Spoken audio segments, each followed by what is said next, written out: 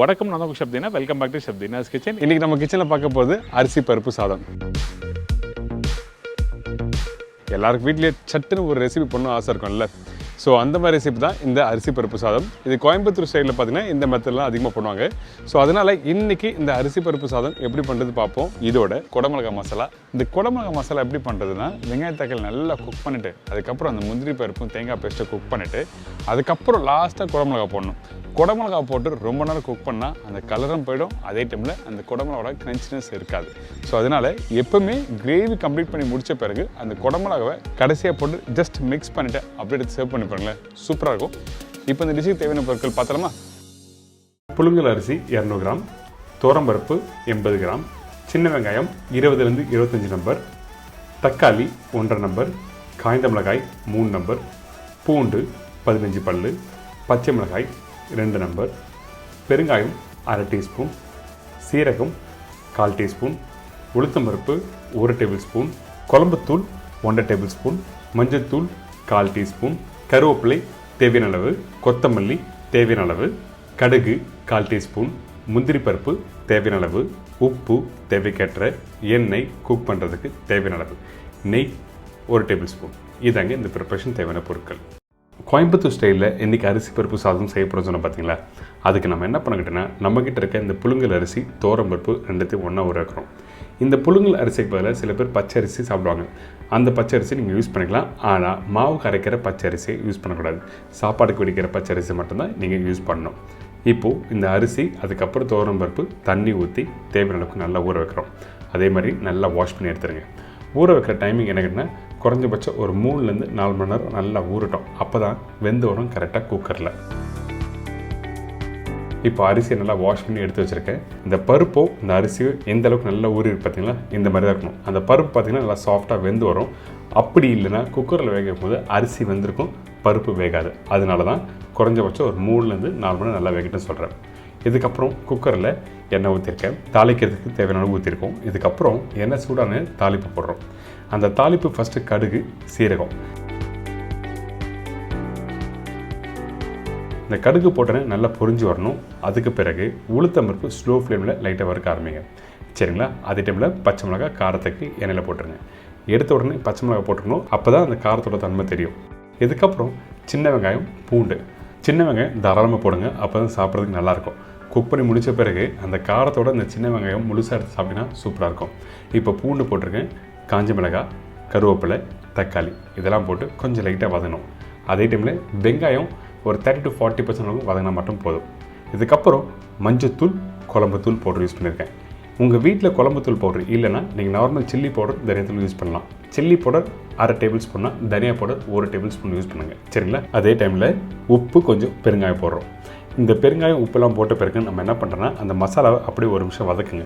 வதக்கி முடித்த பிறகு கொஞ்சமாக தண்ணி ஊற்றுறோம். எதுக்காக இந்த இடத்துல தண்ணி ஊற்றுறீங்கன்னா, அந்த பச்சை வாசனை, அதாவது அந்த குழம்புத்தூளோட அந்த பச்சை வாசனை போன பிறகு தான் அடுத்த ஸ்டேஜ் போகணும். அதே டைமில் கொஞ்சம் கொத்தமல்லியே போட்டுடலாம். இந்த மசாலா லைட்டாக கொதி வர டைமில் நம்மக்கிட்ட இருக்க இந்த முந்திரி பருப்பு போடுங்க.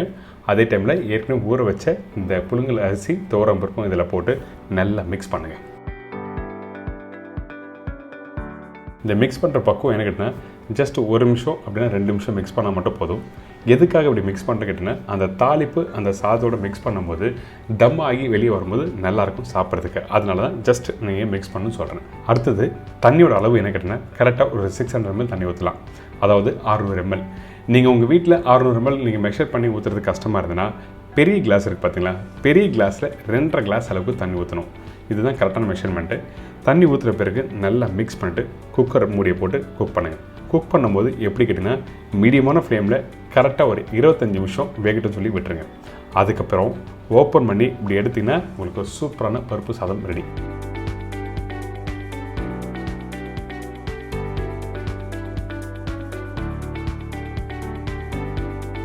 ஃபைனலாக கொஞ்சம் கொத்தமல்லி, நெய்லாம் போட்டு மிக்ஸ் பண்ணி எடுத்து சர்வ் பண்ணால் சூப்பராக இருக்கும். பார்த்தீங்களா, அந்த பருப்பும் அரிசியும் அப்படியே உதிரி உதிரியாக இருக்குது. இந்த மாதிரி தான் இருக்கணும்.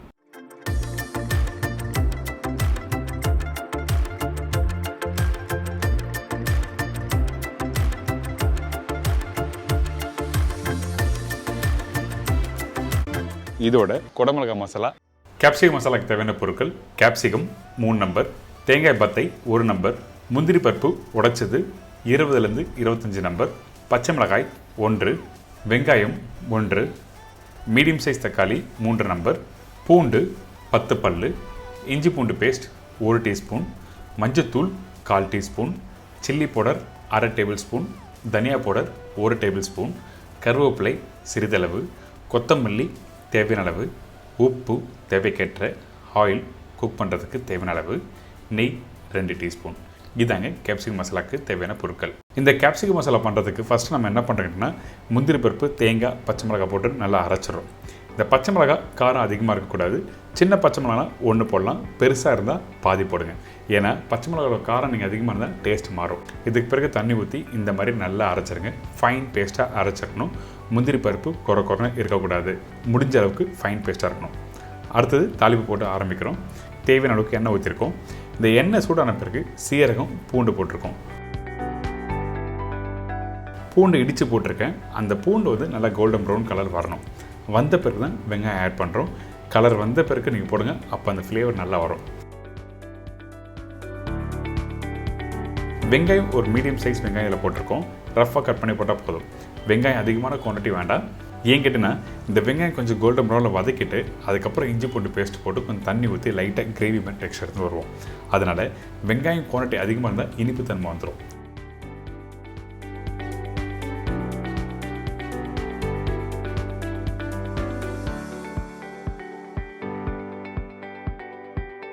இப்போது இஞ்சி பூண்டு பேஸ்ட் போட்டிருக்கேன். இந்த இஞ்சி பூண்டு பேஸ்ட் போட்ட பிறகு அடுப்பை மீடியம் ஃப்ளேமில் வச்சு நல்லா 2 நிமிஷம் வதக்குங்க.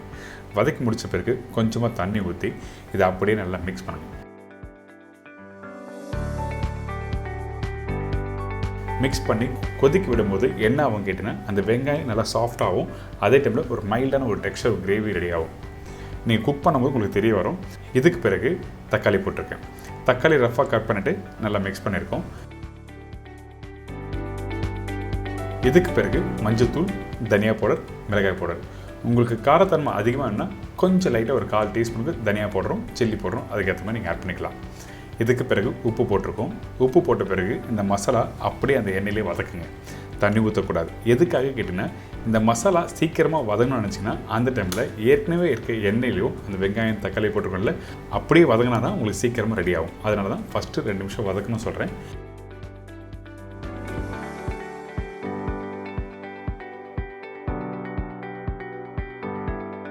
வதக்கி முடித்த பிறகு தண்ணி ஊற்றி இந்த மசாலாவை ஒரு தக்காளி தொக்கு கான்செப்டில் எடுத்துகிட்டு வரோம். தக்காளி தொக்குனாவே எல்லாருக்கும் தெரியும் எந்த மாதிரி டெக்ஸ்டில் வரும்னு சொல்லிட்டு. அதனால தான் தக்காளி தொக்கு கான்செப்டாக சொல்கிறேன் உங்களுக்கு.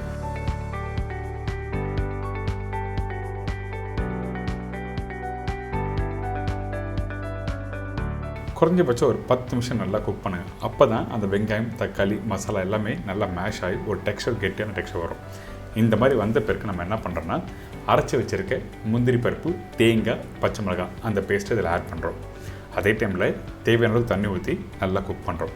இப்போ இந்த முந்திரி பேஸ்ட்டு போட்ட பிறகு குறைஞ்சபட்சம் ஒரு 10லேருந்து 15 நிமிஷம் டைம் ஆகும் குக் பண்ணுறதுக்கு. ஏன் கேட்டிங்கன்னா, இந்த முந்திரி பருப்பு வேக வச்ச முந்திரி பேஸ்ட்டு போடல.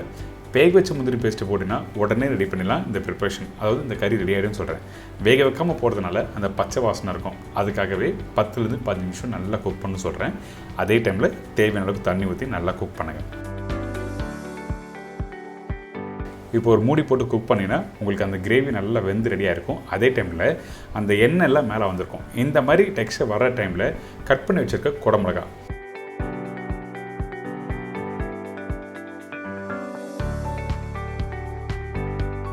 இந்த கேப்சிகம் போட்ட பிறகு ரொம்ப நேரம் குக் பண்ணக்கூடாது. அதிகபட்சம் 1 நிமிஷம் இல்லை 2 நிமிஷம் குக் பண்ணிவிட்டு கொஞ்சம் லைட்டாக நெய் போட்டு நல்லா மிக்ஸ் பண்ணிவிட்டு எடுத்து சர்வ் பண்ணி பாருங்களேன், சூப்பராகும். குடமிளகா அதிகமாக குக் பண்ணால் அந்த கிரன்ச்சினஸ் இருக்காது. அதே டைமில் அந்த டேஸ்ட் மாறும். அதனால் ஜஸ்ட்டு போட்டு மிக்ஸ் பண்ணிட்டு எடுத்தினா இந்த மாதிரி குடமிளகா மசாலா ரெடி.